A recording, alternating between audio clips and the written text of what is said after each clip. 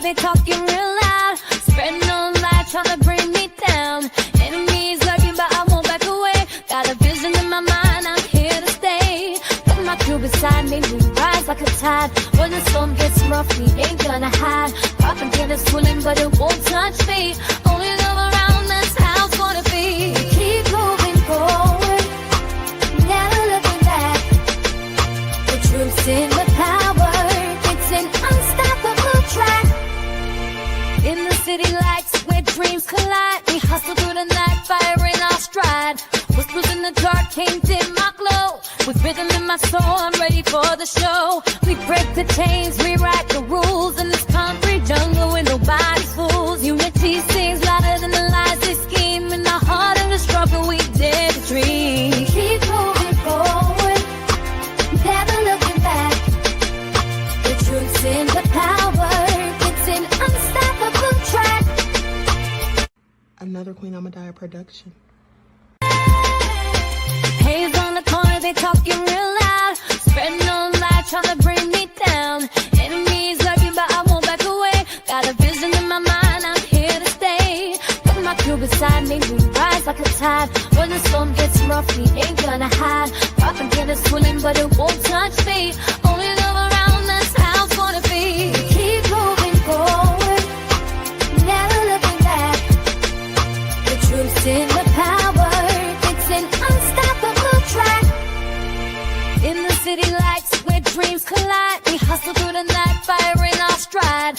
Whispers in the dark can't dim my glow. With rhythm in my soul, I'm ready for the show. We break the chains, rewrite the rules in this concrete jungle where nobody's fools. Unity sings louder than the lies they scheme. In the heart of the struggle, we dare to dream. Keep moving forward, never looking back. The truth's in the power, it's an unstoppable track. Haze on the corner, they talking real loud, spreading on lies, trying to bring me down. Enemies lurking, but I won't back away. Got a vision in my mind, I'm here to stay. Put my crew beside me, we rise like a tide. When the storm gets rough, we ain't gonna hide. Propaganda swirling, but it won't touch me. Only love around, that's how it's gonna be. Keep moving forward, never looking back. Nobody knows why liars lie. Winners are not allowed to allow losers to rewrite history. It's God's side and the other side. Country bumpkin black dude that can't talk good, Uber bitch, and look like Mr. Potato Head. I didn't want to be a movie star. No, you couldn't be a movie star. Ricky Smiley can't act, cause Ricky Smiley can't act. Why is he in a dress again? He didn't be wanting to party, and you gotta tell him no. Said ain't got no special, you remember? Eve ain't got no special, you remember? Ricky ain't got no special, you remember? Sir, I have 12 comedy specials. P. Diddy or whoever you is, TVJ, 10 of them. I won't stop burning you down until there ain't nothing left. Rubble on top of rubble, and I'll still be bombing. Look like a wall, Richard. Look like a wall. You didn't say no. Look like a wall, Richard. Look like a wall. You didn't say no. All right, hello everyone. Thanks for tuning back in once again to the original Queen Ahmadiyyah Shakur show. I'm your host, Queen Ahmadiyyah Shakur, and this is your daily vitamins. So as you're coming in, please feel free to go ahead and subscribe to the channel if you haven't done so already. Be sure to click that notification bell and click the word all so you're notified each time the Queen Goddess goes live. Okay, so I apologize for being tardy. Let's get ready to get into it. Let's get into it. Hey, Juju B. All right, Brown Slapper Goddess in the house, DJ Big Six. I saw DSB in here. Thank you for being a member for 13 months, beloved. All right, and for all the memberships you've purchased for others. Okay, 6'3" Soldier is here. Lillian X. All right, let's get into it. Claudette. Okay, Mel is here. Deronda. All right, shout out to all of my loyal royals. Hey, Leon, and everyone tuned into the Queen. And a shout out to my moderators for putting in work. I see you, Nessa G. Okay, so let's get into it. Before we get started, let's have a brief word from my sponsor at 12 Tribes. Do not buy 12 Tribes on Earth hair growth oil and hair magic elixir unless you want super healthy, gorgeous hair that grows. They have a whole line of amazing hair growth products, including hair growth leave-in conditioner spray, hair growth shampoo, hair growth spray, and hair growth butter. I'm starting to sense a theme here. They include quality natural ingredients. They smell amazing, and you can see the results for yourself. So if you're looking for healthy hair growth for your natural or relaxed hair, try 12 Tribes on Earth today.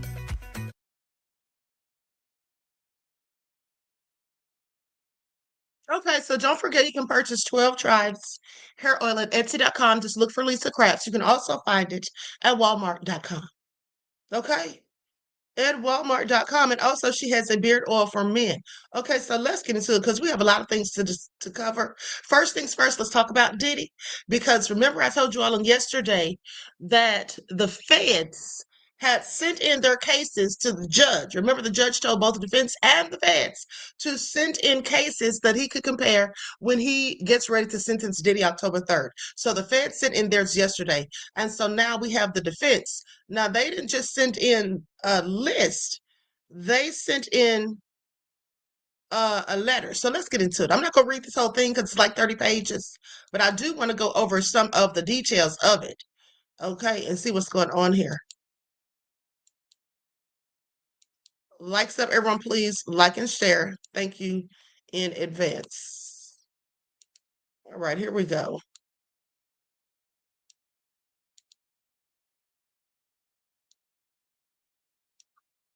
Okay. Let me see where I'm going to start.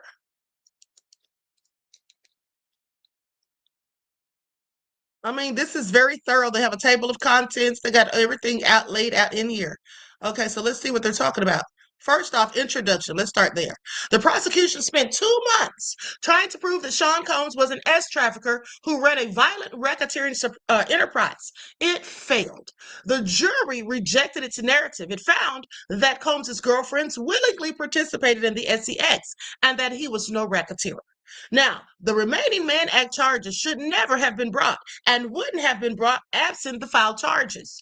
No other similarly situated person has ever been charged under the Act for arranging interstate travel and paying adult males who had consensual SEX with his adult girlfriends. So they're saying there's no such case on the record that fits the exact same criteria as Diddy's.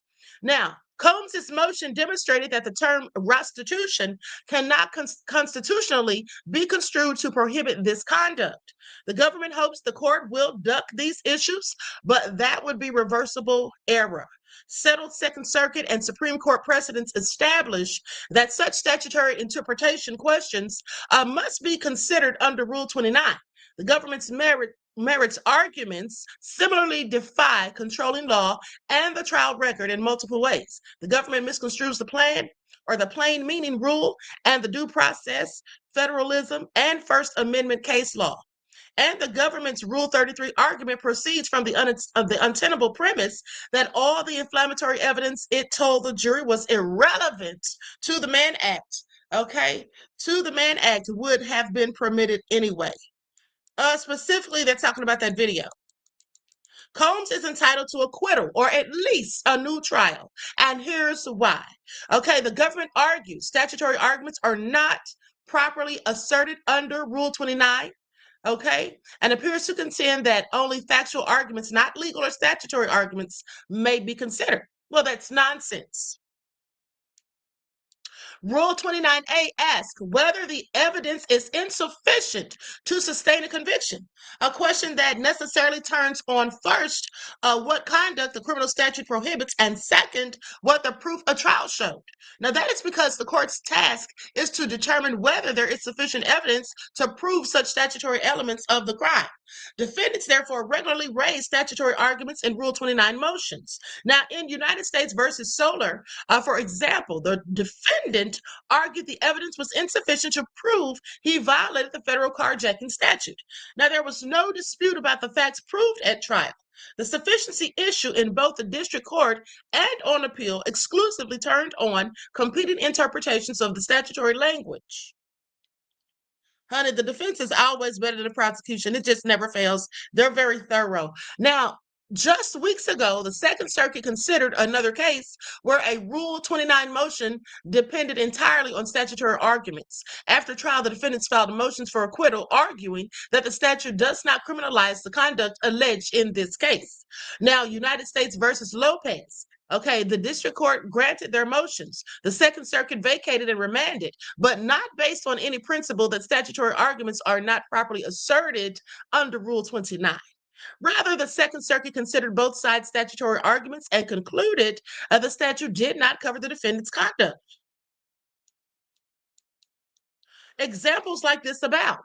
The Second Circuit regularly decides insufficiency claims that are legal questions in matters of statutory interpretation. United States versus Sullivan, United States versus Avenatti, United States versus Gu, United States versus Epscamp, okay, United States versus V. Behel. So United States versus Anderson and versus Morales. Honey, they're listing all these cases. We would cite dozens or even hundreds of other examples. They said they could.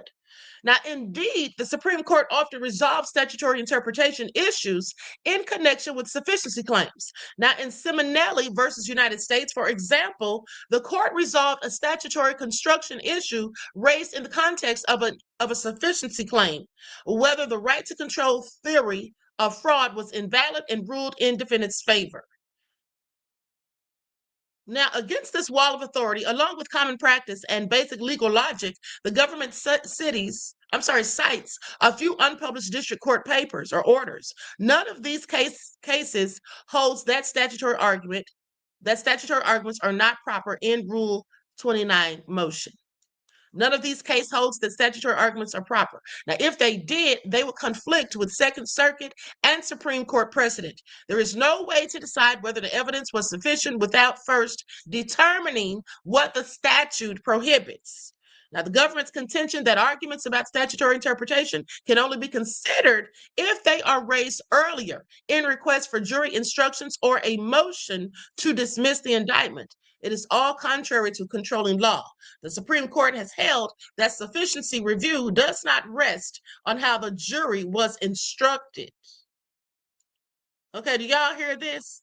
Now, the government's contention that Mustachio doesn't address waiver is wrong. In Mustachio, the defendant argued that the government forfeited its legal arguments by failing to raise them at the instructional stage. Now, with that being said, this is obviously one of the cases that the feds, I guess, want to use for an example. But so they're going against this whole case and saying, likewise, Combs' failure to raise his legal arguments at the charging stage does not affect sufficiency review. Indeed, the Second Circuit has held that under Mustachio, a defendant need not raise statutory arguments at the instructional stage to raise them under Rule 29. United States versus Blazak, the defendants did not challenge the pertinent jury instructions in the district court, but did file a Rule 29 motion for a judgment of acquittal on the ground that the evidence at trial was insufficient to establish that CMS's information was property in the hands of the agency. Okay, so I'm not going to read all this like I told y'all. Basically, it sounds like what they're saying. Hold on just a second, beloved.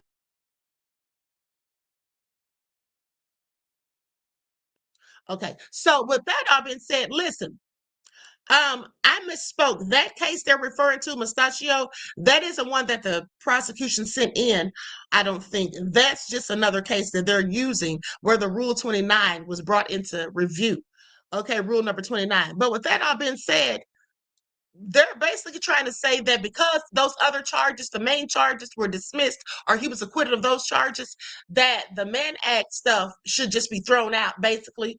Okay, he should get an acquittal on that or at least a new trial because those charges wouldn't even have come about had it not been for the other charges. And since those didn't stick, then these shouldn't either. Okay, that's basically what they're saying. Okay, and they're also saying they can't find another situation where someone has been arrested, put in jail, and sat there for what they have Diddy sitting in jail for. Okay, that's the crux of their argument.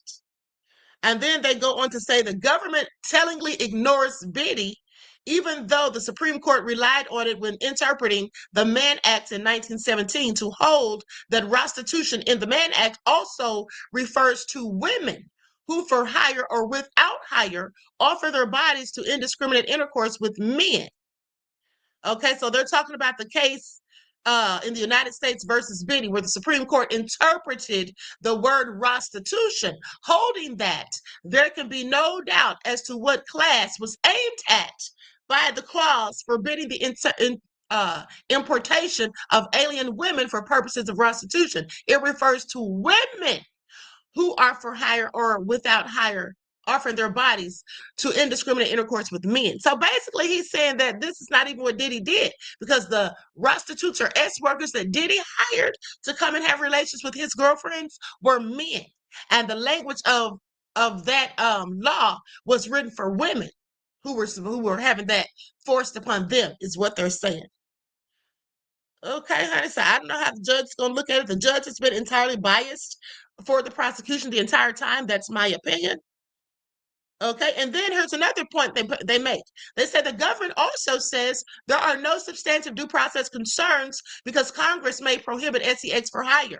But the 1910 meaning of prostitution covers a wide range of practices Congress may not prohibit under modern constitutional law, such as taking a mistress and a polyamorous relationship.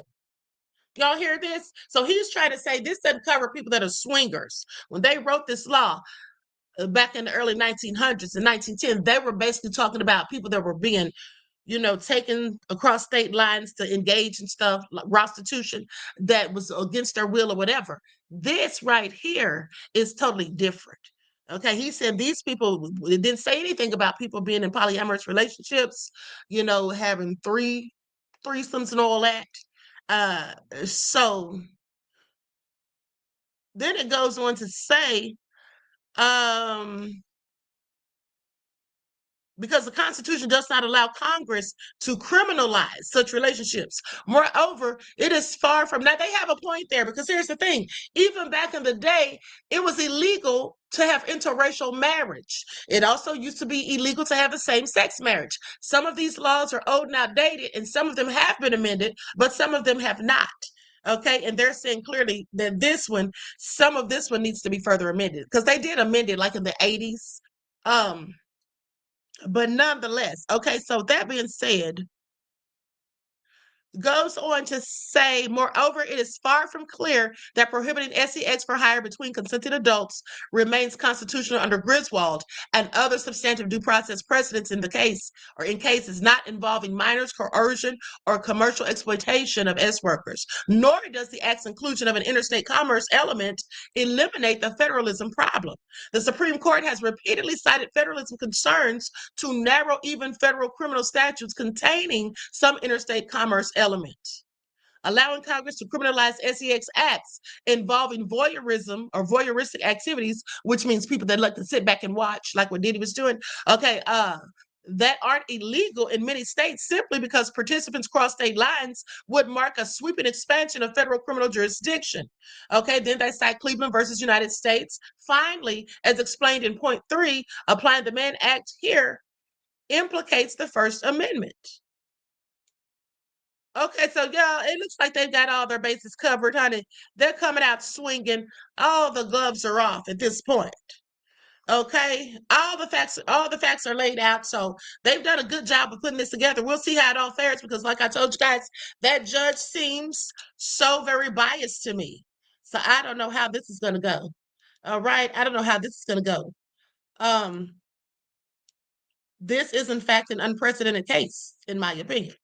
Okay, so that's the news on Diddy. Okay, so now let's get into it. Because also, before we talk about Trump, there is a man who was found dead at Lake Lanier. So let's get into it, you all. And always somebody being found dead at Lake Lanier, quite frankly, unfortunately, because Lake Lanier is said to be haunted. And I absolutely believe that it is. Okay, I absolutely believe that it is. Likes up, everyone, please like and share. Thank you in advance. I'm going to go to this video news report.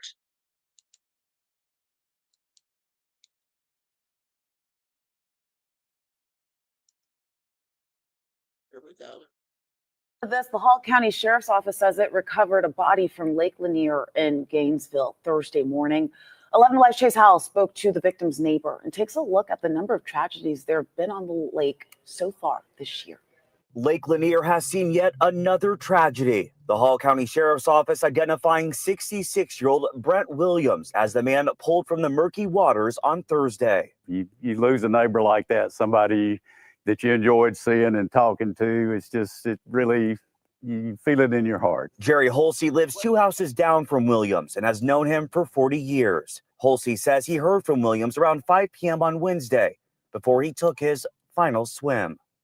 About 9:30 or 9 o'clock, the renter come up and asked about him, where he was, and that she couldn't find him and that everything was on the boat dock. And I pretty well knew right then that he'd probably got in the water and couldn't get out. According to the Department of Natural Resources, between January 1st and August 28th, there have been 7 drownings in Lake Lanier. Our number one concern with our visitors on Lake Lanier is the fact that they're not wearing life vests a lot of times, and this is what contributes to all the drownings that we've been seeing. Kimberly Ledsinger is with Hall County Fire and Rescue. She says law enforcement sees about 8 deaths at the lake every year.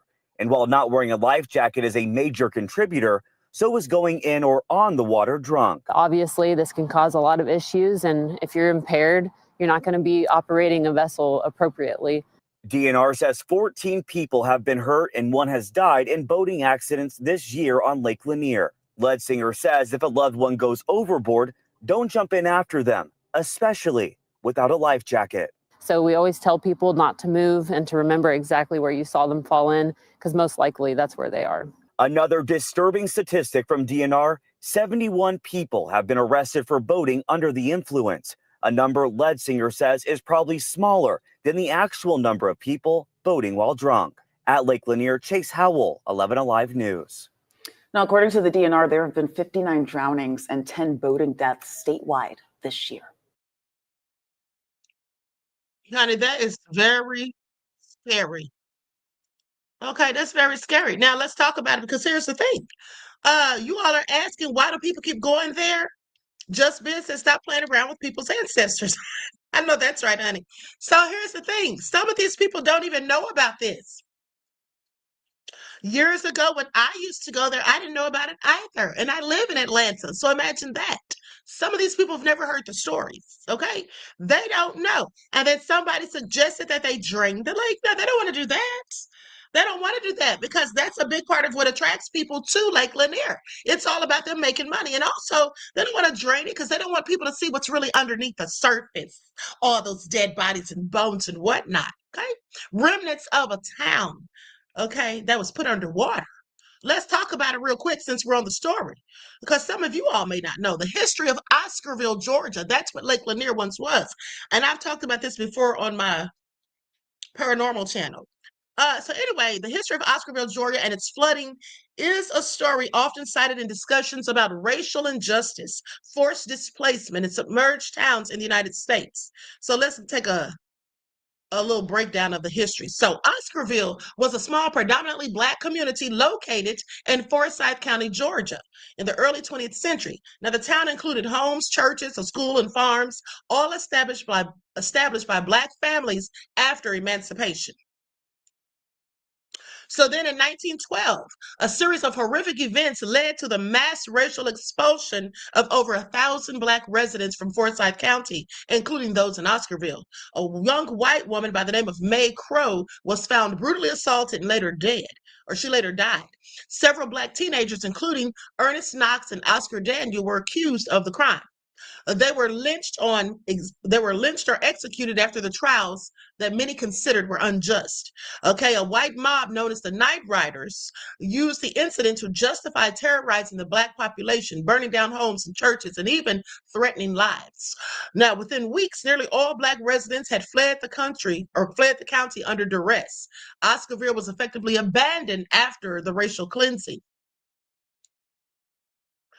So then the U.S. Army Corps of Engineers engineers began creating Lake Lanier by damming the Chattahoochee River to provide water, hydroelectric power, and flood control to the region. Now, this was in the 50s. As part of the project, entire towns, farmlands, and cemeteries were submerged, including the area where Oscarville once stood. Lake Lanier was completed in 1956, and its creation involved the flooding of over 50,000 acres.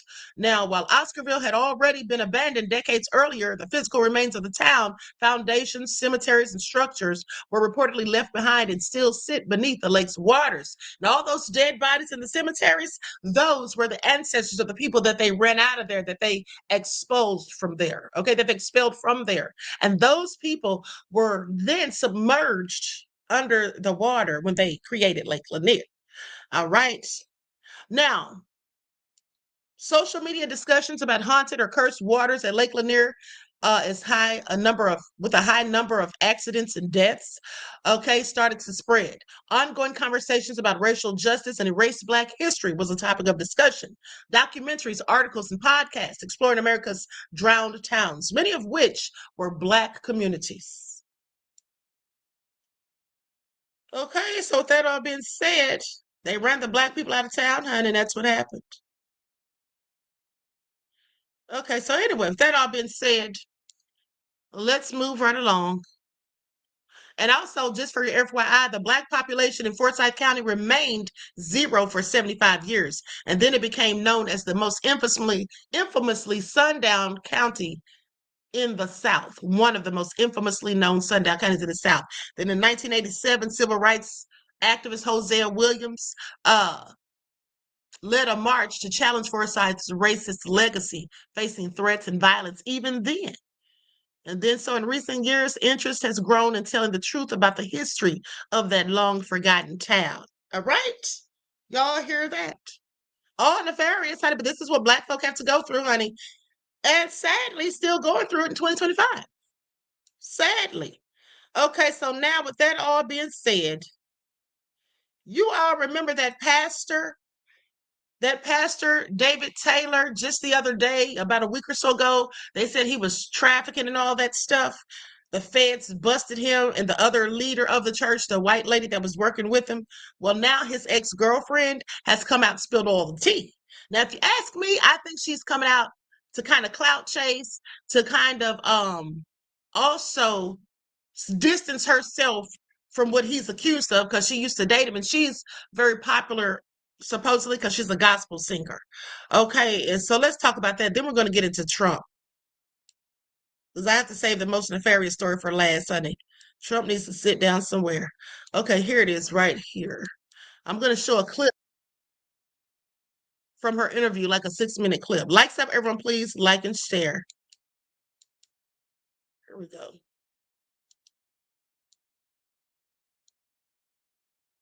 Federal agents swarmed the campus of a North Houston church. 2 of its pastors are now accused of running a $50 million labor trafficking and money laundering scheme. KPRC2 reporter Rochelle Turner is outside Joshua Media Ministries International with what investigators say was happening behind closed doors. Federal prosecutors say the 2 leaders solicited donations and even forced followers into labor.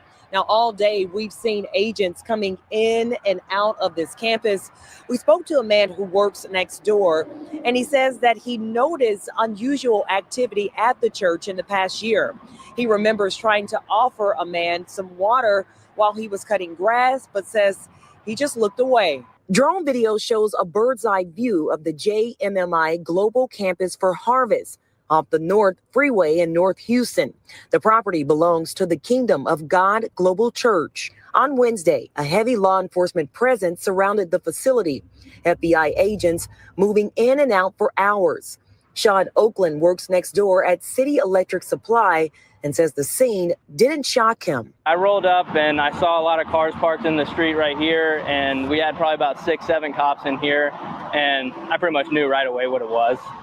When I first started working here, they let me know that there's a cult right behind us, and I was wondering what that was about. I thought they were messing with me, and I looked up the name and saw the owner, his previous indictments and everything, and walked inside. I was like, y'all weren't joking, huh?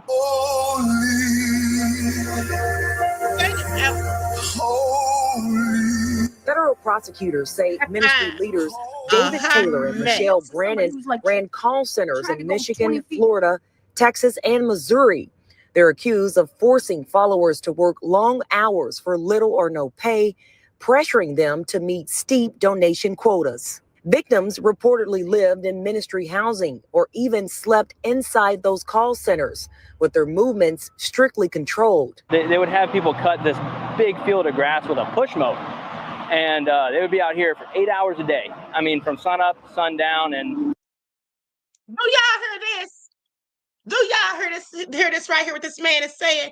He said they had to cut this huge field of grass with a push mower and be out there for 8 hours a day from sun up to sundown. What he's really saying is, y'all want to talk about my ancestors, but y'all didn't see what that pastor is doing. He got a whole cult and working those people who look like him as slaves. That's what that man really wants to say. Go ahead and say it, honey, because I'm here for it. Because he is not lying, honey, as far as I'm concerned. I don't know. Whenever I leave, I don't know what happens, but they were here the whole time I was here. And we always joked that it was punishment. And now reading all this stuff, the unpaid labor, I'm sure it was. According to a 10-count federal indictment, Taylor, who called himself an apostle, required some followers known as armor bearers to serve him around the clock. Prosecutors allege they transported women to him and in some cases were told to take emergency contraceptives. Oakland says strange things were common, like unmarked cars and armed guards on the property. Big stages in the back, no one's ever on them, set up with pictures of people's faces and a curtain where you couldn't really see what's going on. Well, damn, was he one of the cult members? How does he know so much tea? Y'all hear him? He said curtains put up where you can't see what's going on, honey. His nosy arse was trying to find out what was going down. Do y'all hear that? Honey, he was trying to see what they had going on back there. He was trying to get all the tea. I mean, he just named everything that was going on. This, to me, this whole little cult thing they had going on, it sounds like that show that Tyler Perry has called Ruthless, with that cult and the cult leader just running everybody ragged, making them do all this stuff, and he did nothing but sit around and eat and grape the members of the church. Ew. That's what this all sounds like, honey. Dastardly deeds. People peeping in and out of windows. Only time we ever really saw people. Taylor was arrested in North Carolina. Not peeping out of windows, honey. He is telling it all. Do y'all hear me? He reminds me of one of those black people you used to see back in the day who'd be so excited to get on the news, come out there in a shower cap looking all crazy. That's him right about now. In Florida, both are expected to make their first court appearances very soon. Investigators say this is only the beginning, and they're urging anyone who may be victimized to come forward. Reporting in North Houston, I'm Rochelle Turner, KPRC2 News. I am so done. T. Hall knows what I'm talking about Rackaducci. That is what they call themselves, right? That cult on Tyler Perry's show, Rackaducci. Tyler Perry know he needs his arse whooped. He needs his arse whooped, okay? Okay, so anyway, let's go to this other report, and then we're gonna go to Locked Week said, Queen, you are hilarious. Honey, I'm not even trying. Okay, now after this, we're gonna listen to what his ex had to say, honey. She was out there spilling all the tea as well. Team has been digging into complaints involving Kingdom of God Global Church and its leader, David Taylor.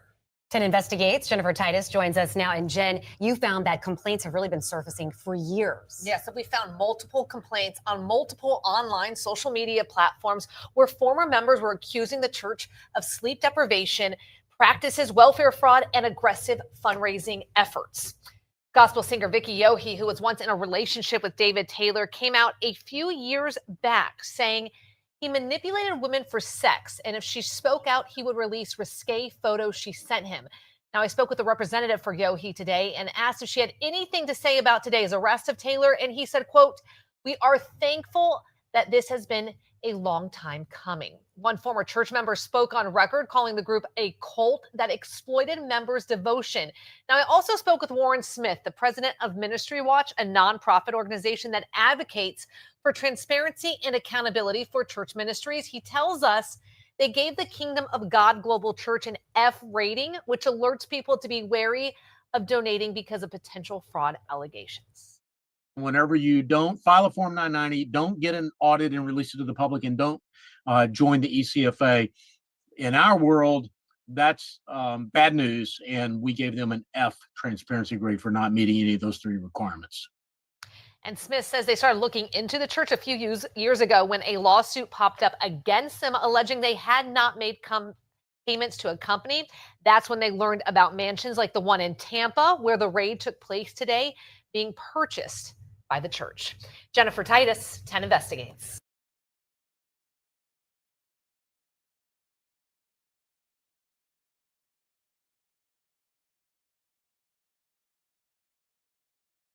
Okay, so you all heard that, huh? This is all a darn scandal. Now let's go to the footage, and then we'll talk about the indictments that was reported on today. But yeah, here is the woman that he used to date, honey, trying to clear her name and trying to offer up information on him. Gospel singer, racking up more than 1 million followers on social media. She says she began a relationship with Kingdom of God's Global Church's leader, David Taylor, in 2017, after being a guest singer at one of their worship services. She says after 16 months of repeated red flags, she walked away from him. And in 2019, she shared her story by writing a book, All You Have Is a Voice, where she detailed what happened to her during the relationship. She says after she wrote her book, she was subject to death threats from members who didn't believe a word she had to say. She never spoke about the church again, David Taylor or Michelle Brannon. That was until now. Did y'all hear that? They said she received death threats from church members who didn't believe a word she had to say. You know why they likely didn't believe a word she had to say? Because she's probably lying. Okay, she's probably lying. Look, Pretty Wing said why the gospel singer ain't say something when she was with him. Because now she's claiming, beloved, that the reason she didn't say anything is because he had risque photos of her that he threatened to divulge should she decide to spill the tea. Question is, if she's supposed to be so holier than thou and a gospel singer, what are you doing giving risque photographs to a pastor that you're not married to, ma'am? I have several questions. Honey, the church people be doing all kinds of stuff, honey, and then want to sit here and try to pass judgment upon the rest of us, okay? At least we know we're sinners, okay, and own it. They need to sit down somewhere, honey, but let's continue. Thank you for sharing your story with us. And I know it's not going to be easy. So it's going to be hard. It's already making you emotional. It is. Why? Because when I spoke out against this monster, I had so many people saying, you're just a woman scorn. He cheated on you. You got names of a couple women. Now she wants to sit up there and cry. Bronze Flat Power guy said an episode of Seventh Heaven. Y'all are dirty. Do you hear me? Okay, Mel said she has crocodile tears. All right. Easy said, lady, please. Here come the crocodile tears. And then Caesar Sadi said, Canada weeps for you.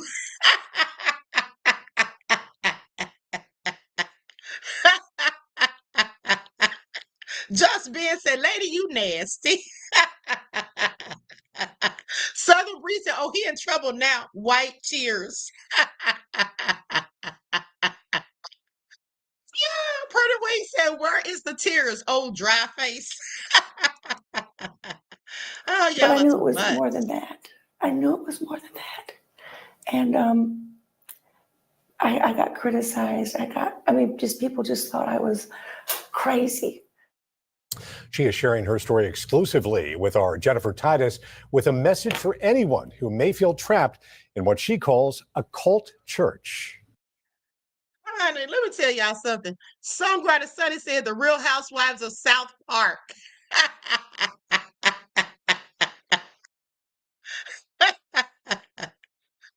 Ooh, honey, let me tell y'all something. At the end of the day, she did a whole interview. It's almost like 30 minutes long, but I couldn't take it. It was just all too much. So I got you all this little clip because Karen, please. Now, she knows darn well she didn't tell on that man and didn't speak out before because she was involved in it. Quite frankly, that's just my opinion. Now she wants to sit there and make sure she doesn't get into any trouble after the fact when it all goes down, because it is. And so that's why she's coming out trying to spill tea now. Oh, he had pictures of me that were risque. So if I said anything, girl, bye. You could have still gone to the police. When you were not in his presence, you could have gone to the police, told him that he had the pictures, that he was threatening to expose them. It's called revenge porn. Okay, it's illegal. You could have gone to the police and told them that and took out a warrant for his arrest and had him locked up. Girl, just lying. Okay? Yeah, Southern Breeze said, trapped by the rod and staff, comforting thee.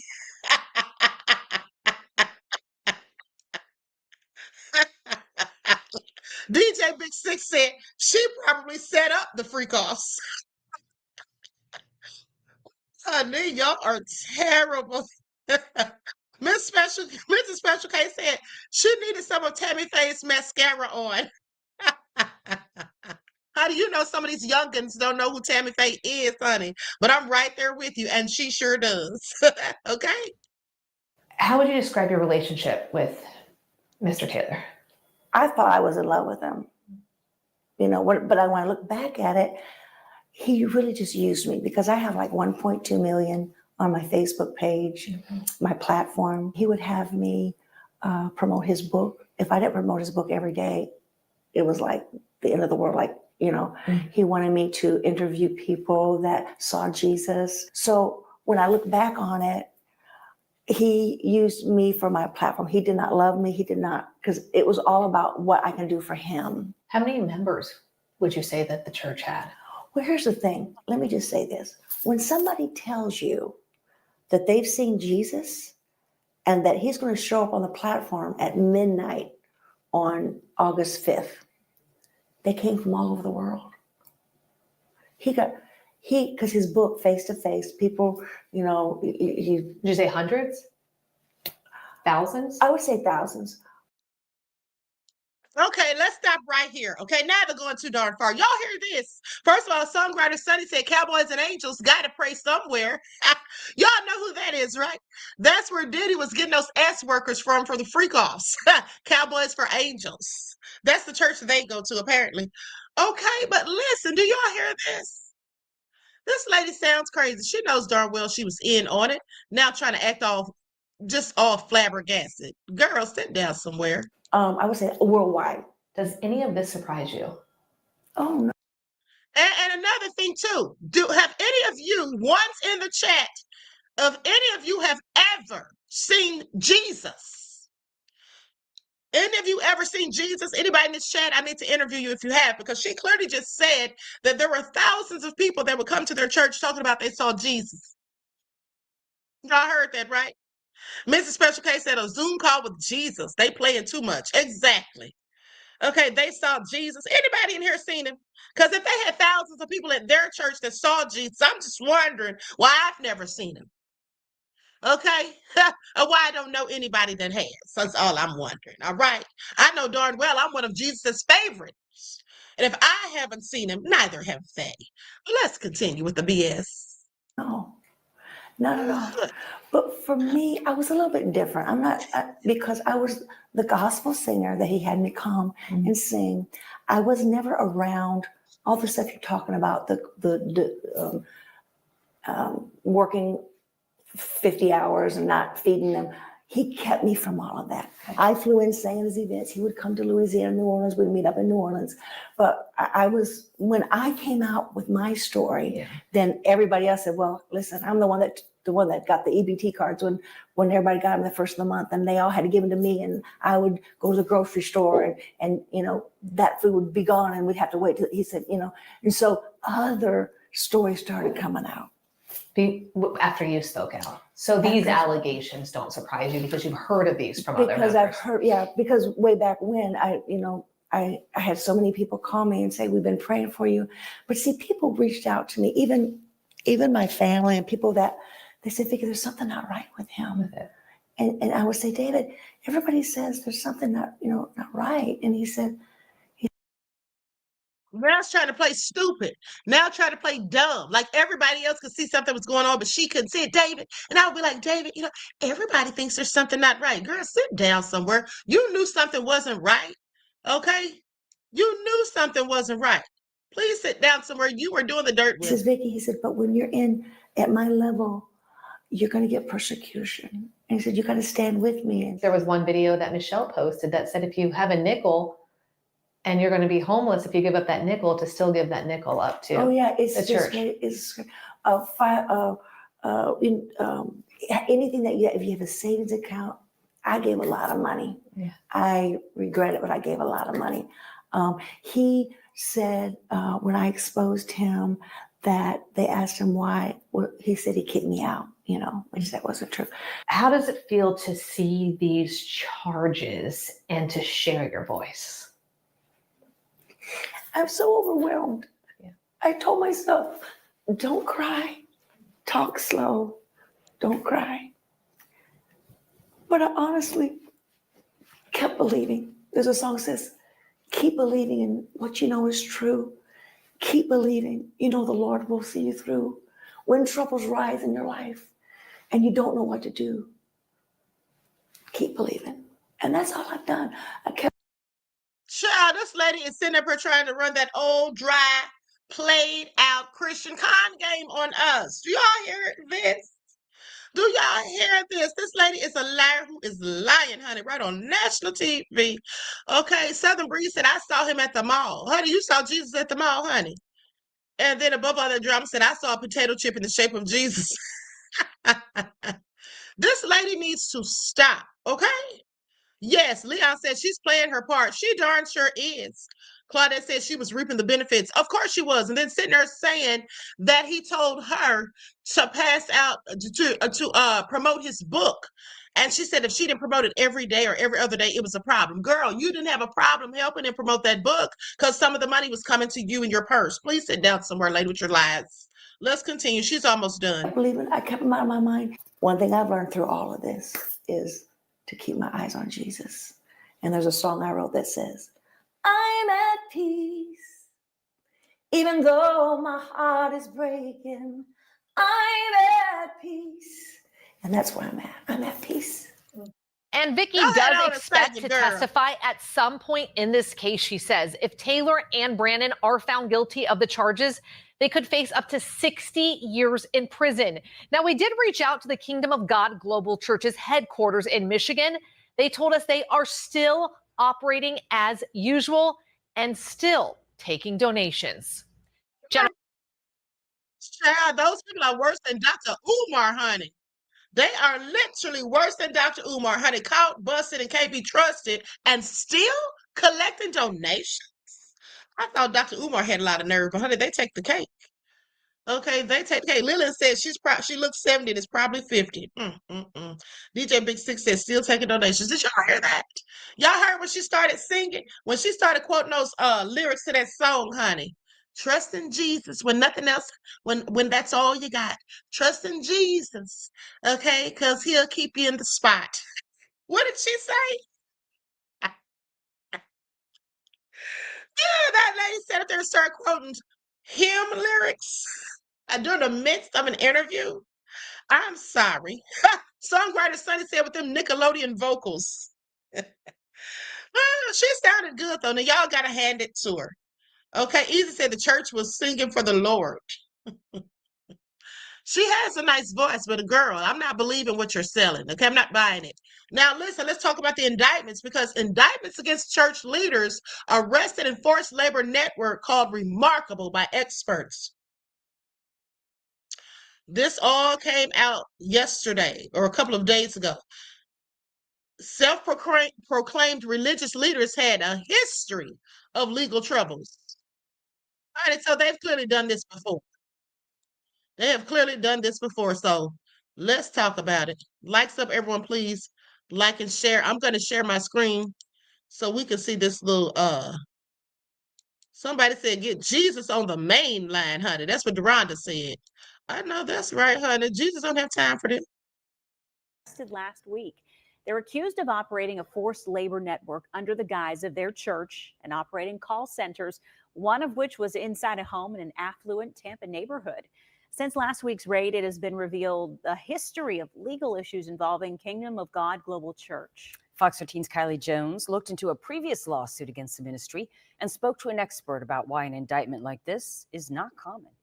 An indictment likely years in the making has uncovered more than a decade of allegations against the two head honchos of a so-called global church. Indictments of cases this complicated can take 2, 3, 4 years. The federal indictment reveals the Kingdom of God Global Church, formerly known as Joshua Media Ministries, Inc., was a cover-up to a forced labor and money laundering network. David E. Taylor and Michelle Brannon were at the top of it. There are very few forced labor cases indicted by the Department of Justice, very few cases that go criminal. Advocates with the Human Trafficking Legal Center call the indictment remarkable. The alleged fraudulent religious organization operated call centers and ministry sites around the country, including a call center inside a mansion in the Avila neighborhood in Hillsborough County. Court documents detail allegations of physical and psychological threats. The DOJ says Taylor, a self-proclaimed apostle, and Brannon, the organization's executive director, recruited phone solicitors and servants known as armor bearers to work for free. It looks to me very similar to the kind of call centers that we see using forced labor in Myanmar and Cambodia and other countries in Southeast Asia. According to the indictment, victims were threatened with starvation, sleep deprivation, physical assault, and other psychological abuse. Martina Vandenberg, the president of the Human Trafficking Legal Center, says there have been other recent indictments in the U.S. alleging forced labor under cult-like circumstances. That is something that we have seen across the globe, but this is really the first case that I have seen of.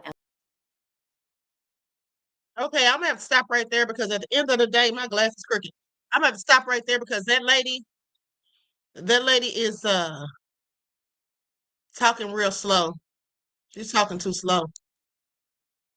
So this man has been doing BS dating back to 2014, they say. Now, human trafficking experts said the indictment against two self-proclaimed religious leaders for an alleged forced labor network is remarkable.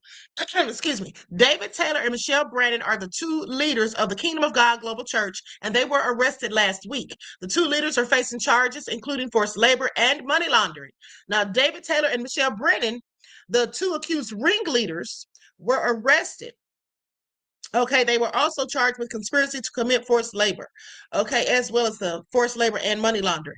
Now, here's the backstory. The U.S. Department of Justice said Brannon, along with Taylor, led Kingdom of God Global Church, formerly known as Joshua Media Ministries International, okay, a 10-count indictment alleges that Taylor and Brannon ran call centers in Florida, Texas, Missouri, and Michigan to solicit donations to the church. The pair convinced their victims to work at the call centers and work for Taylor as personal servants, referred to as armor bearers, okay, for long hours without pay, according to the indictment. Now, one of those call centers operated out of a mansion in the Avila neighborhood in Hillsborough County. The home was one of several properties around the country that was raided by the FBI last week. Federal investigators said Taylor and Brannon controlled every aspect of the daily living of their victims who slept at the call center or in a ministry house and were not allowed to leave without permission. The federal indictment alleges that victims were deprived of food, sleep, and freedom. Some victims were even physically or psychologically punished if they didn't meet Taylor's monetary demands. The church operated multiple call centers nationwide where unpaid workers solicited donations. And that gospel singer wants us to sit up here and think that she didn't say anything about any of this because he had some risque pictures of her. Let me tell y'all something, honey. If I knew that people were being treated like this, or specifically at a church with somebody who's supposed to be a man and a woman of God, honey, I'm going straight to the police, okay? You might try to blackmail me, honey, go right ahead. Drop your receipts, okay? Because I'm going to report you. This is dastardly that they would be doing these people like this. They can't even leave when they want to, deprived of food and sleep. And I bet you some of those people were underage. How much you want to bet? This is a whole cult. But anyway, the indictment also said the suspects forced the victims to transport women to Taylor and ensure that those women took Plan B emergency contraceptives. Now, why do you think they had to do that? Because they were trafficking them, as trafficking, not just forced labor. They were likely as trafficking these people, okay? That's what they were doing, I bet you. Now, the church received about $50 million in donations through its call centers dating back to 2014, according to the DOJ. Taylor and Brandon are accused of using much of that money to buy luxury properties, luxury vehicles, and sporting equipment such as boats, jet skis, and ATVs. Honey, they were balling out of control. Do you hear me? Now, the FBI also alleged that victims were forced to apply for federal assistance and food stamps by claiming they were homeless, then turned that money over to the suspects, honey, greedy devils. Y'all riding around in Bugattis. I woke up in a Bugatti. Okay, literally. But y'all got people going out here signing up for food stamps and EBT. This is all a shame. Throw them under the jail, okay? FBI officials said law enforcement arrested Brandon early Wednesday at 706 Guasanda de Avila in Hillsborough County, which is owned by the church, according to property records. Court documents said Brandon lived at the Avila mansion, which was also being used as a church call center. Authorities alleged that followers lived and worked at the property under slave-like conditions and were punished if they failed to meet demands. So what they're saying that in 2023, which is the year for which we have the most data, the most recent data that is, there were only 12 indictments for forced labor in the entire country, according to Martina Vandenberg, the president of the Human Trafficking Legal Center. And in 2022, there were only 7 indictments for forced labor in the United States. Human trafficking advocates say the indictment like this is remarkable, honey. There are very few forced labor cases indicted by the Department of Justice, very few cases that go criminal, Vandenberg said. It looks to me to be very similar to the kind of call centers that we see using forced labor in Myanmar and Cambodia and other countries in Southeast Asia. Vandenberg said that there have been other recent indictments in the U.S. alleging forced labor under cult-like circumstances. That is something that we have seen across the globe. But this is really the first case that I have seen of those allegations of forced labor fraud in a call center here in the United States. Okay, so in 2022, Movie Prop Rentals, a company based in South Florida, filed a lawsuit against Kingdom of God Global Church for failing to pay a $2.2 million stage set. Okay, they didn't pay for it. Now, according to court documents, Taylor and the church stopped making the payments. The lawsuit included screenshots of messages from Taylor threatening to start a lawsuit. One message he sent said, "God is going to get you, but you don't fear God like you should." Y'all hear it? So the federal indictment filed last week also revealed messages that Taylor and Brandon allegedly sent to victims in the call center. Similarly, they contained various threats, okay, and religious shame, honey, is what they told. These people are so damn dirty, honey. I absolutely cannot. On Monday, Brandon was still being held in Florida, and Taylor was being held in North Carolina.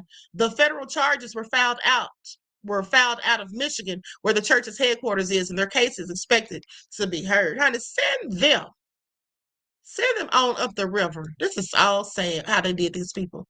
Y'all hear this? Ooh. Nene said if people knew the word, they would never get caught up in cults. Exactly. That's the sad thing. People don't. They don't know it. Deronda said, "Damn, Creflo ain't have nothing compared to them." Exactly.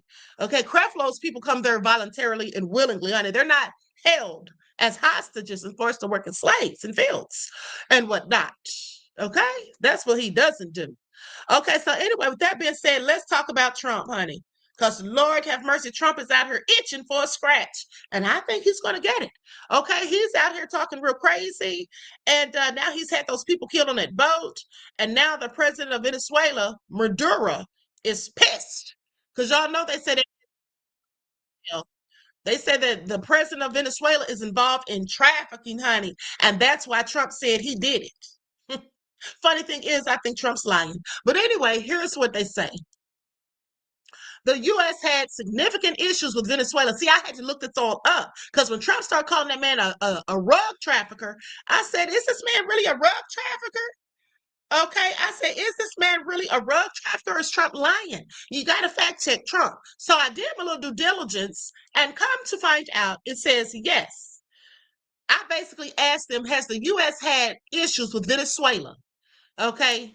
Specifically about rug trafficking. It says, yes, the U.S. has had significant issues with Venezuela, primarily due to Venezuelan President Nicolas Maduro's his alleged rug trafficking, corruption, and human rights abuses, leading the U.S. to impose extensive sanctions, revoke visas, and launch international pressure campaigns against the Venezuelan government. Now, I know that all sounds bad on the surface, Of course, it is bad. But here's the thing. I want you all to keep this in mind as you're listening to this. The United States has done the same thing, have they not? So the United States hasn't rug trafficked. Isn't that why they were over there in Afghanistan for 20 years, pretending that they're over there trying to take the Taliban out of power, only to be there for 20 years and then to leave? And the Taliban's right back in power. So what did they accomplish? I'm sorry, anyone? Because what I heard on the curb was that they were over there getting all the poppy from the fields. Okay? Yeah. And having it brought upon planes and whatnot over here. Okay, it's absolutely what I believe. Okay, Panther Strike said Iran-Contra scandal. Yes, I'm not even talking about that one. That one was before the Afghanistan fiasco. But exactly my point. That's another one, beloved. Thank you. Let's not even forget about the CIA putting all the crack in our communities. So he's nefarious, but so is the United States, is all I'm saying. Let's never forget, okay, while we point the finger of blame and shame, let's just remember what country we live in and what this government is capable of as well. Now, that being said, goes on to say these actions are a response to the democratic crisis and repression under Maduro's regime. See, that's interesting because Maduro is now alleging that Trump wants a change of regime. And he says that if Trump comes for him, he's already let him know that it's about to go down. Okay, I told y'all Trump was going to start some mess that we can't get out of. So anyway, said it's under repression under Maduro's regime, including electoral fraud. Now that's funny right there. That's funny right there because this man right here that Trump has so much to say about really sounds like him and Trump have a lot in common. What do y'all think? Okay. Electoral fraud, and that what Trump is trying to do by trying to ready things so he can steal the midterms. Yeah, that's the allegations out there in the streets. Okay, and have been met with both sanctions, relief, and reimposition based on electoral events and alleged failures of the Venezuelan government. In 2020, the U.S. Justice Department formally charged Maduro with rug trafficking, and in 2025, a $50 million reward was offered for information leading to his arrest, labeling him as a threat to national security. Now, beginning in 2005, the U.S. has imposed targeted sanctions on Venezuelan individuals and entities, expanding to financial and sectoral sanctions under the Maduro government for alleged corrupt and anti-democratic actions. The U.S. has imposed visa restrictions on Venezuelan officials, as well as their families who are seen as undermining democracy, revoking hundreds of visas to prevent them from traveling to the United States. Okay, well, that all being said, it sounds like it's all about to go down. Okay? Now let's go to this report. Likes up, everyone, please like and share. Thank you in advance. Oh, songwriter Sunny says she's at peace buying crab legs with those EBT ties. Talking about that lady, that gospel singer. Honey, that's a darn shame they had those people signing up for EBT with all that money they were making. Dirty devils. Military strike on an alleged drug cartel boat with ties to Venezuela. It's escalating already rising tensions in the region. President Trump celebrated the attack by releasing this video, which shows the moment a boat was blown up in the southern Caribbean.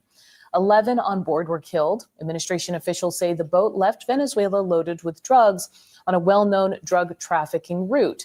The Trump administration has set its sights on the Venezuelan president, accusing him of heading a drug cartel in his country, calling it a terrorist organization.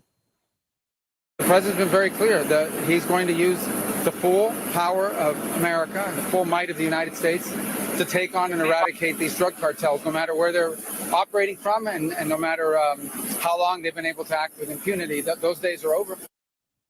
Joining me now to discuss, Mariana Atencio, a freelance journalist who actually fled Venezuela to the U.S. almost 17 years ago. Welcome to CNN this morning. Adi, thank you for having me. Okay, so we've seen an actual military strike, and this was happening as Nicolas Maduro was kind of already on edge, trying to use this war rhetoric. Can you give me some context of how this escalated so quickly? So, Adi, we have seen a level of tensions between the US and Venezuela that we haven't seen in years. Essentially, Trump has mobilized around 8 boats, a submarine, and almost 5,000 Marines to the Southern Caribbean to combat drugs that leave through Venezuela. Venezuela, because of its geographic location, is the perfect transit country for these drugs to leave for Europe and the United States. So it's not a producer, it's a transit country. But things really escalated as the Trump administration, plain and simple, named Nicolás Maduro the leader of this drug cartel that uses the full power of the executive and the military to transport these drugs. The DEA has been kicked out of the country since 2005. And as the rhetoric escalates, we're seeing these tensions build up in the Southern Caribbean as both nations respond. Can you give us a sense of what international community thinks about this? Do people say the same about Maduro in terms of the drug industry there, as you said, being a hub for transport? All Venezuelans, Audie, have known for years that the Maduro regime is a narco cartel, that they lead essentially a cartel called the Cartel of the Suns. And that is because of the sun insignia emblazoned in military uniforms. Latin America and the Caribbean, however, is very divided along ideological lines. So you will see countries like Colombia, like Mexico, not have such a harsh stance against the Maduro regime. Also think about that this is a country that still produces some oil, so they tend to buy loyalties around the region. And we saw that last year. Maduro's not a legitimate president. He's a de facto dictator. He stole elections last year, and the international community didn't pressure him and his regime enough to produce the evidence of his supposed win, because again, many of these countries always vote along ideological lines. But she sounds like she's talking about Trump. I'm sorry. Here's the thing, too. If that man wants to do that stuff in his country, that's his business, okay? What Trump needs to be worried about is the people that are doing the illegal substances, all right? Second of all, and I'm talking about in this country. And second of all, if Trump is so concerned about drugs getting into this country, why doesn't he say something about the Russian mafia? They're the ones that bring the meth here. Y'all do know that, right? The Russian mafia. They're the ones that bring that here. But he's not going to say anything about them because he don't want Putin to get on his arse, okay? Please pay attention, honey. He's trying to pick on Venezuela because he thinks that he can just bully them. That's what this is. Trump knows what he's doing.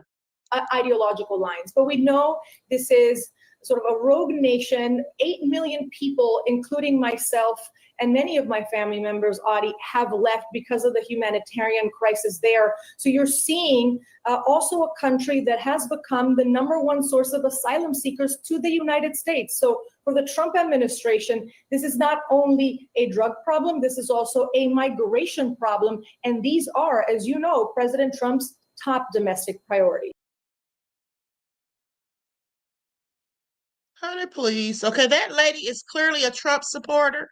Okay, in my humble opinion. Fusion X says, why Trump administration not going after the meth dealers in the U.S.? Exactly, beloved, because they're Russians. Okay, they look like him. JFG said they thought it was just another trip. Literally didn't know what hit them. Exactly. Darn shame. Meth also coming from south of the border, says Easy. Oh, Sierra said, where was the boat coming here? That's a good question, because was it? It was leaving Venezuela, according to Trump, but he didn't say where the boat was going. Let me tell y'all something. This is illegal. Even if that President Madura is a drug trafficker, okay, that is illegal what Trump did. Now, here's what Trump's trying to do now. I want you all to pay attention, because I told you all on the earlier broadcast, and if you missed it, please go back and watch. But I told you all that's an act of war that Trump did. You can't just be killing people like that, okay? Even if they're criminals, even if they're smugglers, you can't just be killing them like that. First of all, you got to get approval from Congress. Second of all, the only time you could just do it like that is if they're terrorists, or these are people that are putting your lives in imminent danger right then and there, which they were not. So now Trump has come out and said, oh, they're terrorists. Says that the President Maduro's a drug trafficker and they're terrorists. Okay? That's what he said. I didn't mean to say that word, but too late now. But yeah, so Trump is just a hot mess. But hold on, because there's always more. Now here's another report.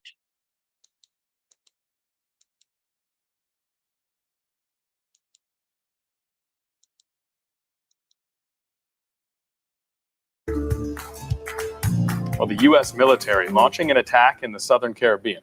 And the Trump administration says it was targeting drug traffickers, but the attack now escalating tensions in Venezuela. Here's ABC's Lionel Moise. President Trump has released this video saying it shows the U.S. military attacking a speedboat in the Caribbean suspected of drug smuggling. He says the strike in international waters killed 11 people tied to the Tren de Aragua gang, which Trump claims operates under Venezuelan President Nicolas Maduro. We have a lot of drugs pouring into our country, coming in for a long time. And we just, these came out of Venezuela and coming out very heavily from Venezuela. The attack coming days after the U.S. sent 8 Navy ships to the region to combat threats from drug cartels. Secretary of State Marco Rubio, heading to Mexico and Ecuador to focus on immigration and crime, was asked whether more attacks like this are expected. No one should be surprised. That's why they're there on a counter-drug mission, and they're going to continue to operate. As far as specifics and future operations, I have to refer you to the Pentagon on that. Observers saying the move could be an attempt to undermine Maduro's regime, hurting profits from the drug trade. Maduro has threatened to respond to any military action with an armed fight. Meanwhile, back in the U.S., if the governor of Illinois would call me up, I would love to do it. The president's immigration and crime crackdown now focusing on Chicago. Trump vowing to send in the National Guard, saying the feds are going in. Now, we're going to do it anyway. We have the right to do it because I have an obligation to protect this country. Illinois' governor pushing back. I'm aware that the president of the United States likes to go on television and beg me to call and ask him for troops. I find this extraordinarily strange, as Chicago does not want troops on our streets. A federal judge ruled just yesterday that the Trump administration broke the law when it deployed National Guard troops to Los Angeles this summer in response to immigration raids. The judge accusing the administration of trying to create a national police force with the president as its chief. Lionel Moise, ABC News, New York. That's exactly what he's trying to do. Now, with that all being said, Luna says, why not? He is the president. Well, Luna, I know you like Trump, but at the end of the day, just because he's the president doesn't mean he gets to break all the laws. He's not supposed to be out here just doing lawless things, taking matter into his own hands without consulting with Congress in certain instances and other things. We have something called a Constitution, honey, and he has to abide by that. Just because you're the president doesn't give you free reign to do whatever the hell you want. But that's what Trump seems to think. And his cabinet seems to uphold him in his foolishness. Okay? Just because he's the president doesn't give him a right to murder people and bomb their damn boats. That's what I'm saying. He doesn't know who was even on the boat. He doesn't know for a fact. If he did, he'd have shown the proof by now. He doesn't know for a fact that those were rug dealers on that boat. He doesn't know for a fact they had rugs on the boat with them, and he doesn't even know where the hell they were going. Now, he may know where they were leaving. He doesn't know what those people were doing. Trump is insane. Okay, he is insane. Yes, exactly, Mel. He thinks he's untouchable. Absolutely. Absolutely. Easy said, Queen, can you do a Trump shout out before you leave? If y'all don't sit down somewhere. Okay, I just might. But hold on, because here's what Nicolas Maduro has to say. This is the Venezuelan president. This man's not playing around. Trump's going to mess around, and I'm just going to let y'all see how it all plays out. Okay? This man is all crazy. But hey, that's y'all's president. I can't stand Trump's ass. Es muy grande la causa que defendemos. Así que el cambio de régimen, además de ilegal, es inmoral. Y aquí no lograrán ni colonizar, ni esclavizar, ni a Venezuela. He said they're not going to succeed in colonizing and enslaving Venezuela, South America, or America. That's what he said. Ni América del Sur, ni a nuestra América. Y si algún día tocan a Venezuela, toda la América se levanta. And if one day they touch Venezuela, all of South America will rise up for us, for the people of Bolivar. Levantará por nosotros, por el pueblo de Bolívar. Y'all heard it.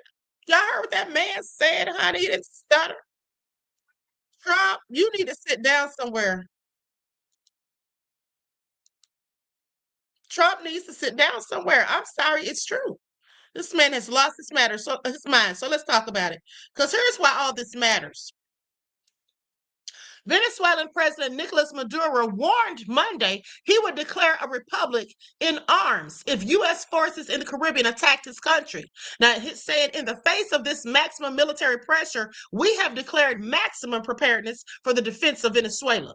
Okay, that's what he said of the deployment, which he characterized as an extravagant, unjustifiable, immoral, and absolutely criminal and bloody threat. Okay, now Newsweek reached out to the U.S. State Department and Venezuela's foreign ministry for comment on Monday. So Maduro's remarks came as Washington prepared to expand its maritime presence in the region, deploying warships and thousands of personnel to target drug cartels. While U.S. officials have not signaled plans for a land invasion, Maduro's government has mobilized their troops along the coast and the border with Colombia and urged citizens to join civilian militias. Y'all hear this, honey? They got the people getting ready for it too. This is all a hot mess.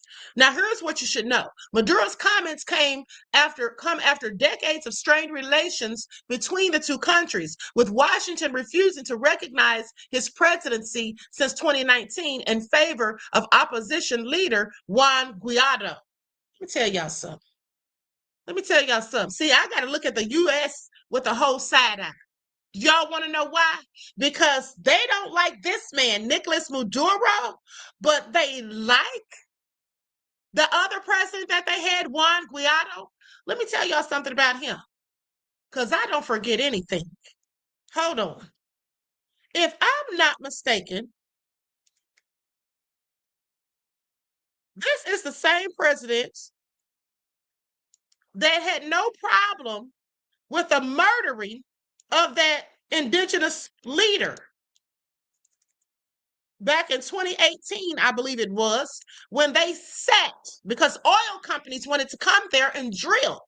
And so they went into the Amazon forest, because I reported on this on Facebook. They went into the Amazon forest and they basically set it on fire. Do y'all remember that? Do y'all remember that and that president that they're talking about? I'm pretty sure he was involved in it. Hold on.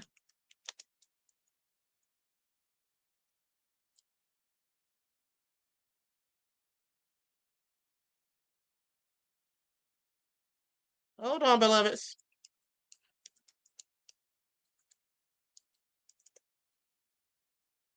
Because in case you all don't realize how important the Amazon forest is, the Amazon forest is supplies like 20% of the world's oxygen. Did you all know that? It supplies like 20% of the Earth's oxygen, if I'm not mistaken. And so they set it on fire. They were trying to burn out the indigenous people who were living there because they wanted to come in. The oil companies, all about big money. They wanted to come in and drill for oil. Okay, I want y'all to pay attention. Now, there was a massacre. Hold on. Before I get into that. 2 members of the Pinmon indigenous communities were killed by this was in 2019 by Venezuelan military forces during a standoff over the entry of humanitarian aid from Brazil. The incident occurred as part of a campaign led by Guaido to force aid across the border, but there is no evidence linking him to the military use of force. First of all, that's all lies. Now they talk about he was trying to get aid and that's what the whole thing was about. No, these people were trying to drill oil. I remember this so vividly because I was going in about it. Okay, hold on. Let me look up one more thing.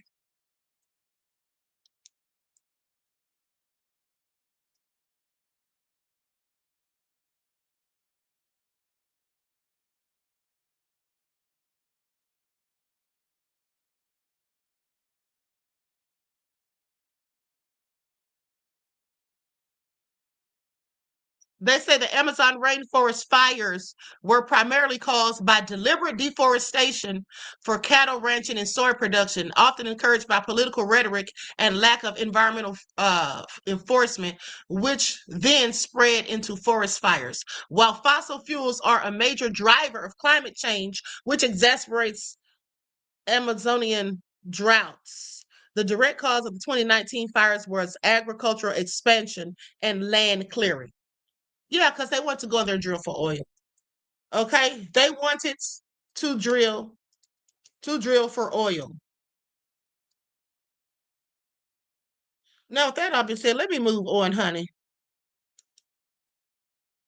Let me move on. But like I'm telling y'all, here's what it says right here. I knew I went crazy. Yes, multiple countries. I typed in, did they want to drill for oil in the Amazon rainforest? Yes, multiple countries and companies have drilled for and continue to seek to drill for oil in the Amazon rainforest and its surrounding areas, despite significant opposition from the indigenous communities and environmentalists. That's why they killed that damn indigenous leader. Okay, y'all don't think the U.S. had a hand in that? And maybe that's why they like that president, okay? And why they don't like the one that's currently there. I have questions.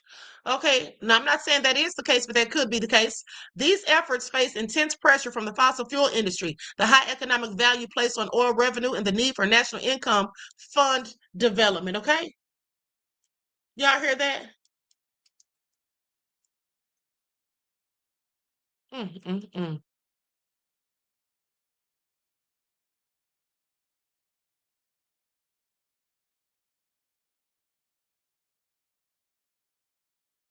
Now, with that all being said, the last thing I want to check on before I move on is does the Amazon forest provide 20% of the Earth's oxygen? Because that's what I read. The Amazon does not produce a significant percentage, roughly 16% of the oxygen generated by photosynthesis on the land, but that does not account for the consumption of oxygen within the ecosystem itself or the larger contribution from the oceans. Okay, so 16%, not 20, from the lands and ecosystems. Okay, y'all heard that? But they want to set it on fire. Okay, they wanted to set it on fire so people can come and drill oil. Like, make that make sense. This is absolutely crazy. So anyway, with that all being said, yeah, they don't like this president. He may be trafficking illegal substances. I don't know. But the U.S. in some cases needs to mind their own business and worry about what the hell's going on here, because they have their own sets of problems, as we all can see. Venezuela has accused the U.S. of attempting regime change and has now deployed 15,000 troops on the western frontier with Colombia. Currently, the U.S. Navy has deployed the guided missile cruiser USS Lake Erie, the nuclear-powered fast attack submarine USS Newport News, the Arleigh Burke class destroyers, USS Gravely, USS Johnson Dunham, and USS Sampson, the littoral combat ship USS Minneapolis St. Paul, and the amphibious assault ships USS Iwo Jima and USS San Antonio and USS Fort Lauderdale, honey. So they got them all out there, honey. Okay, that accounts for roughly 4,500 personnel, including over 2,000 Marines, to waters near Venezuela in an attempt to target drug cartels. These amphibious assault ships will be entering the region this week, according to the Associated Press. Now, U.S. officials have said that Venezuela is now a key transit hub for Coca-Cola shipments moving to North America and Europe. Caracas has denied these allegations, alleging they are just claims to justify going against Madura's government. And that's what I think. That's what I think. I want y'all to pay attention. Did y'all hear that? They said they think it's just claims to go against that man's regime. And that's what it is, in my opinion. And also, did you notice how the news broadcaster asked the woman who was giving all that information and going along with what Trump's team is saying, did you notice that when the news reporter asked her, she said, well, basically, I can't remember exactly how she worded it, but I'm paraphrasing, but she said something along the lines of, do the other countries basically feel like this man's trafficking illegal substances? Are they concerned about this as well? Y'all remember that? Because she likely, thank you, Byron said, it's pronounced Ewa, Queen. Thank you, beloved. Thank you. Okay, so with that all being said, I find it also interesting, okay, because clearly she likely doesn't believe it either. Okay, Easy said, I think they're setting the pretext to go in, Queen. Yes, that's what they're doing. Mrs. Special K said, that's wasting money and our military troops. Exactly. Okay, exactly. Leon said, please pay attention. These people are nefarious. But let me continue. So on Sunday, Venezuelan Defense Minister Vladimir Padrino Lopez, honey, all these Vladimirs, but anyway, declared that the country is ready to confront any attack from the United States. Mexican President Claudia Sheinbaum and Colombian President Gustavo Petro have also publicly opposed the U.S. moves in the Caribbean, warning they could escalate already high tensions. So that all these people, let me tell y'all something. Trump is causing havoc and war from sea to shining sea. I want you all to pay attention. All of these countries are just ganging up on the poor little old United States, thanks to Trump. Okay, first of all, you got to worry about India with Modi, then Xi Jinping with China, then Kim Jong-un with North Korea, okay, and then Putin with Russia. You already got that brew boiling. Now this fool is over here causing more mischief and mayhem with Claudia Sheinbaum, and you know she don't like Trump because remember, just a couple of weeks ago, I reported to you all how Trump was telling her that she needs to let him come over there with his military and they can just get rid of the cartels. So Trump thinks he's on a global crusade to get rid of all the cartels. But Trump, wasn't your father involved in rugs? Isn't that why they ran him up out of Germany? Yeah, his father was an immigrant too. Did y'all know that? Yeah. So his father fled Germany allegedly because he was over there selling rugs and had a whole brothel. That was the word on the streets. That's alleged. But anyway, I believe it. So anyway, goes on to say, Maduro also said during the news, well, back to what I'm saying. He asked Claudia Sheinbaum, the president of Mexico, if he could come over there with his troops and get rid of the cartels. She told him no, they don't need or want his assistance. And why did she say that? Because for one, they know how Trump is. You give him an inch, he's going to take a mile. He'll be over there killing their own citizens. That's how stupid he is. He's insanely obtuse, and there's no lying or denying it. Now he's ticked off Claudia Sheinbaum, okay, Nicolas Madura, and the Venezuelan defense minister, Vladimir Padrino Lopez. Honey, it's about to get real ugly up in here. I just want y'all to be ready. And also, by the way, the Colombian president, Gustavo Petro, they've all publicly opposed the bullshit that Trump's got brewing. Maduro also said during the news conference that he was the legitimate winner of last year's presidential election, despite widespread evidence that he did not actually win and several countries refusing to recognize him as Venezuela's president. Honey, he done took the whole election, apparently. Maduro said that U.S. military action against Venezuela would stain Trump's hands with blood. That's what he said. Trump don't care, honey. Venezuela President Nicolas Maduro said, President Donald Trump, the pursuit of regime change is exhausted. It has failed as policy worldwide. You cannot pretend to impose a situation in Venezuela. The prime minister said, we will fight if you dare to set foot in Venezuela. That's what they told Trump. I'm ready for all of the smoke, honey. I want to see this go down. How about y'all? How about y'all? Y'all want to see this? Honey, Mel said it's about to go down. Yes, it is. Okay, I'm here for every bit of it, but let's continue. Trump's former national security advisor, Michael Flynn, wrote on X on Sunday saying, let's make Venezuela great again by capturing these terrorist group leaders. Get them off the streets and help the people of Venezuela have a vastly better life. Why don't y'all help y'all people here in the United States have a vastly better life first? How about you do that? The citizens of Venezuela don't deserve to live under the tyrannical rule of Maduro or any of his henchmen. But yet, that's how we're all living and thriving, or trying to thrive, in the United States under Trump's regime and his henchmen. Do y'all hear this? It's hypocrisy at its finest. You can't make this stuff up. So here's what's going to happen next. And remember, you heard it here first. Tensions remain high between the United States and Venezuela, right? As troop deployment increases and all this, the Navy's getting their ships together. Okay, Maduro's getting his people together, at least 15,000, ready for war, honey, and getting his allies involved as well. And they publicly come out and denounced the U.S. and Trump. Okay, and they're bullshit. Diplomatic activity within the United States and the regional allies like Colombia could impact what happens next. Okay, please pay attention. It's going to get real ugly, is all I'm saying. And we've no one to blame for this but Trump. We have no one to blame for this but y'all's ridiculous president. Now, Trump also said, by the way, that there was 58 people shot over Labor Day weekend in Chicago, but yet the governor rejects Trump's threat to send in the National Guard. Okay, that's what Trump says. This man is a whole hot mess. One Mother Nature says that's now alleged. His father did. That's not alleged. His father did do that. Okay. Yes, he did, beloved. I absolutely agree. I absolutely agree. And thank you for your insight into the topic and your contribution to the channel, beloved. Peace, love, and blessings. Now, they say at least 58 people have been shot, 8 fatally across Chicago over Labor Day weekend, including a drive-by attack that left 7 victims wounded, according to police. The violent holiday weekend came as President Donald Trump renewed threats to send federal agents and National Guard troops to Chicago over the objections of Illinois Governor J.B. Pritzker and Chicago Mayor Brandon Johnson, saying Chicago is the worst, most dangerous city in the world. This is what Trump said. Chicago is the worst, most dangerous city in the world, by far. Pritzker needs help. He needs help badly. He just doesn't know it yet. I'll solve the crime problem fast, just like I did in D.C.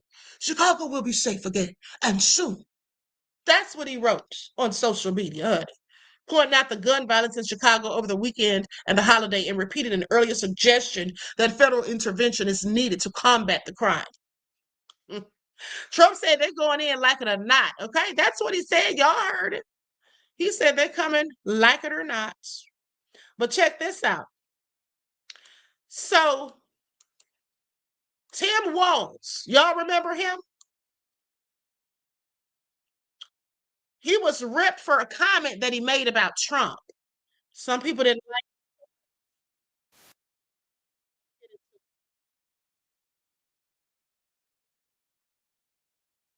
So here's what happened. Hold on. Here's what happened. Minnesota Democratic Governor Tim Walz is facing heat from conservatives on social media, okay, over a clip they say shows the former vice presidential nominee wishing for news of President Donald Trump's death. Yikes. Y'all hear that? Y'all hear that? Sierra said, you sound like the mayor of Chicago, too.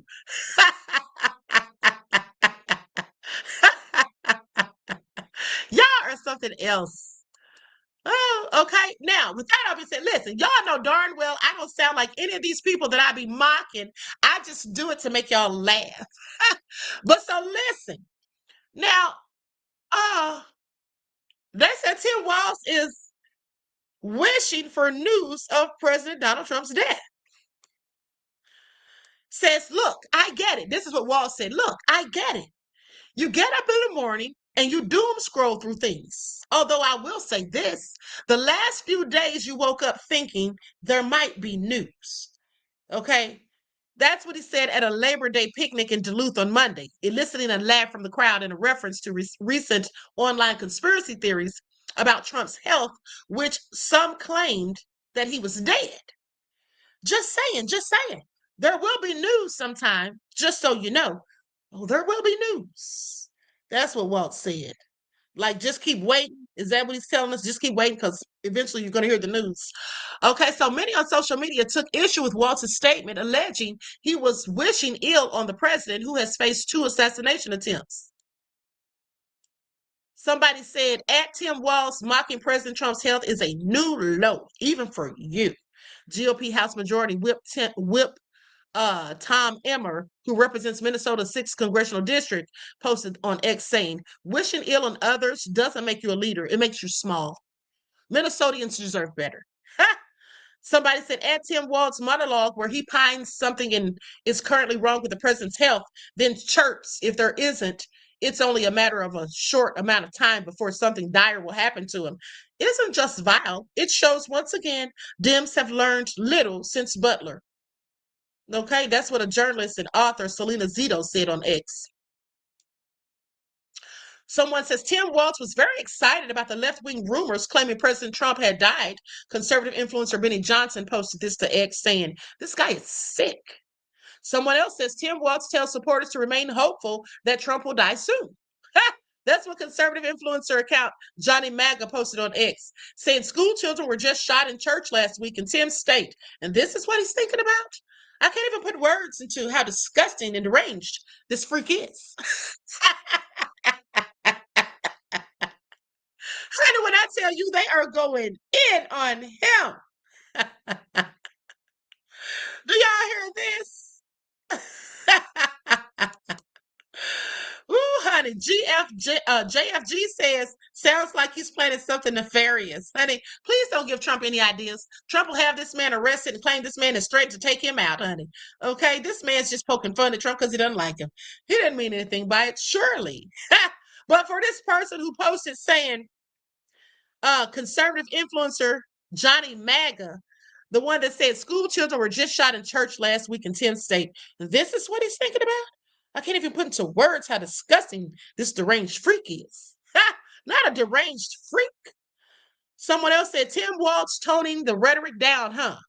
GOP Representative Pete Stauber, who represents Minnesota's 8th congressional district, posted on X saying, is there more fraud in Tim's words or his state government? These are all people in his own state, by the way. I find it interesting, most of them. So this is Tim. This is Tim Walz, hoping to hear news about Trump's death. Conservative influencer John Jackson posted on X saying, tell me again how we're supposed to coexist with these people.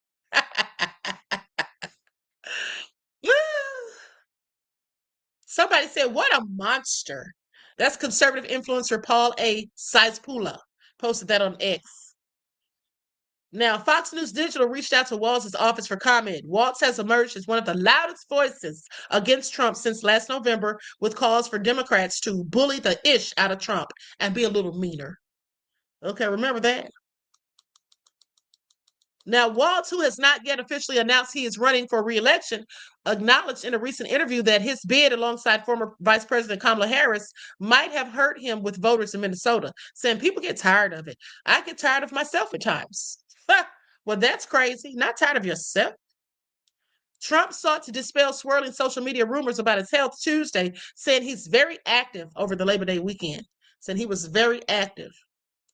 I didn't do anything for 2 days, and they said there must be something wrong with him. That's what he told reporters in the Oval Office, describing the speculation about his death as fake news.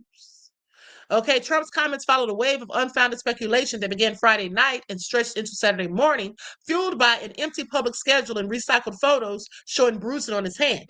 He said, I was very active over the weekend. I went out to visit some people at the club that I own pretty nearby on the Potomac River. No, I've been very active, actually. Okay, and then he drew a sharp comparison to his predecessor, Biden, Sleepy Joe himself. You wouldn't see him, Biden, and nobody ever said there was ever anything wrong with him. And we know he wasn't in the greatest of shape. Well, they say Biden has cancer. That's what the word is, allegedly. Okay, so anyway, honey, this is just all so crazy.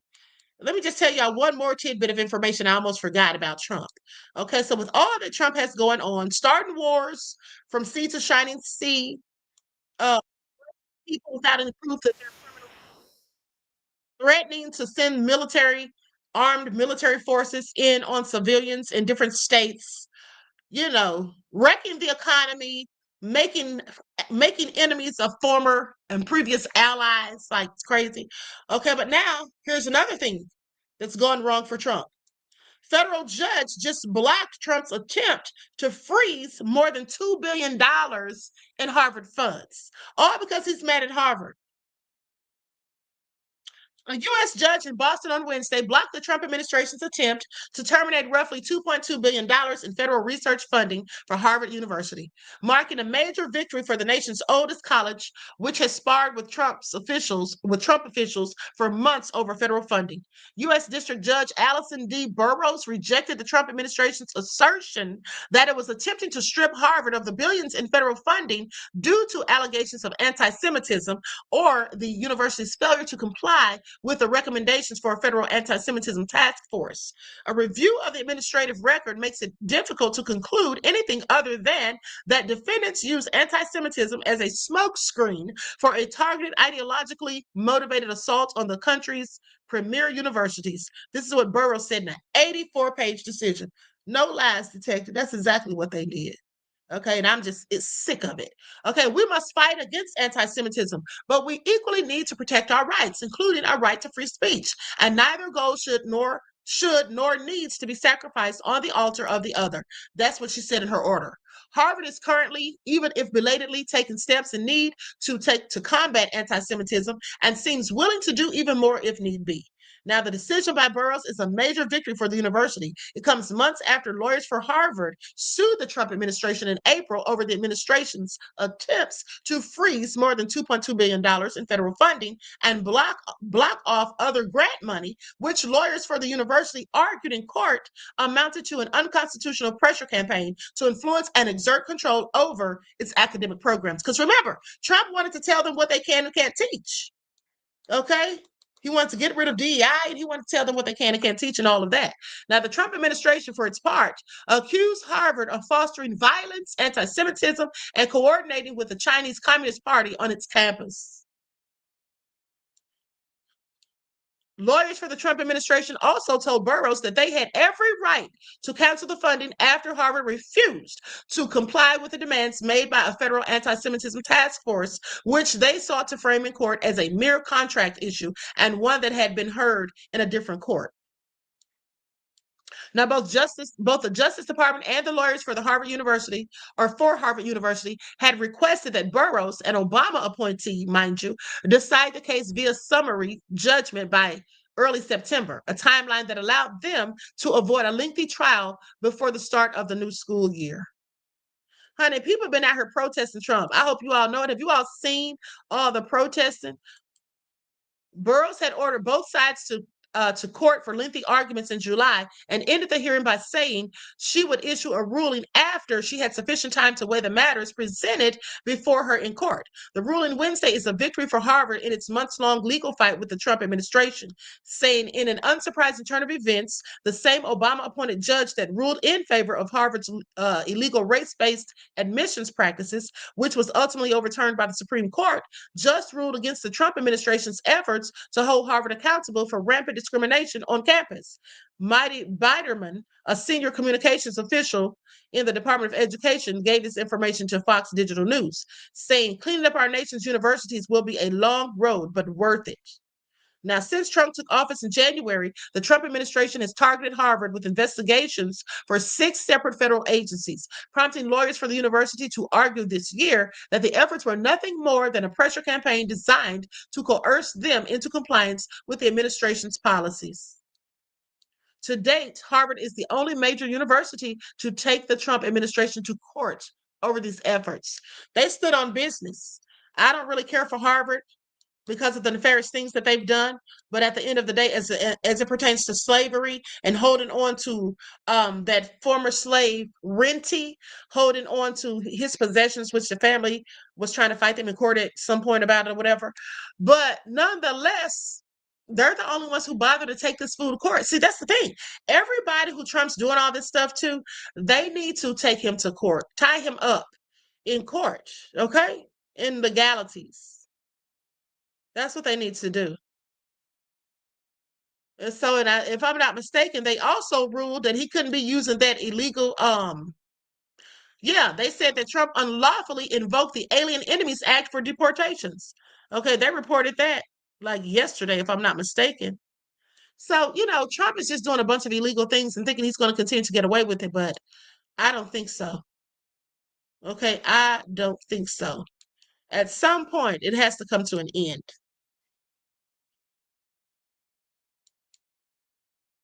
Byron said, I feel that something big regarding the Orange Man will happen before the year's end. Yeah, I believe so. I absolutely believe so. Okay, I already told y'all. So anyway, with that all being said, I'm about to conclude this broadcast. I want to thank you all for tuning in. Okay, please like and share, subscribe to the channel if you haven't done so already. Be sure to click that notification bell and click the word all so you're notified each time the Queen Goddess goes live. Okay, I love you all to life, and I will see you all in the morning with your morning wake-up call. All right, so until next time, beloveds, peace.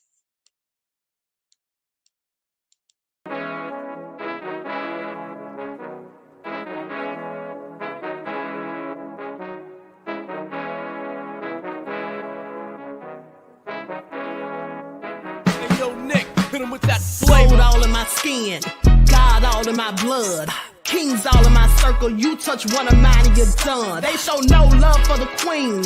Why you hating on me? Is it cause I'm free and I got Malcolm X in my jeans? I got dreams like King Luther, shed blood like Kunta. You ain't helping my people, I ain't got nothing to say to ya. I want all the smoke like hookah.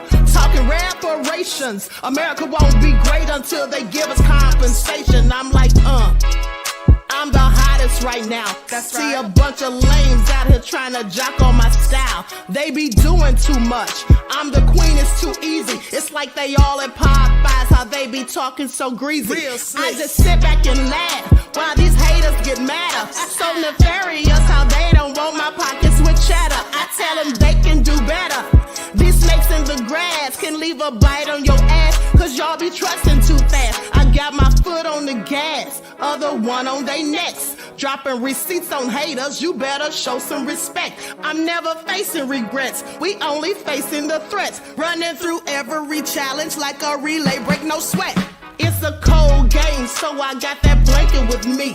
Now that my people awaken, ain't no going to sleep. I do not play by my piece, this time I'm playing for keeps. You talking slick, but when I see you like them ends, we gon' meet. And I got gold all in my skin, God all in my blood, kings all in my circle. You touch one of mine and you done. They show no love for the queen.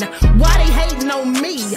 Is it cause I'm free and I got Malcolm X in my jeans and I got gold all in my skin, God all in my blood, kings all in my circle. You touch one of mine and you done. They show no love for the queen. Why they hating on me? Is it cause I'm free and I got Malcolm X in my jeans and I got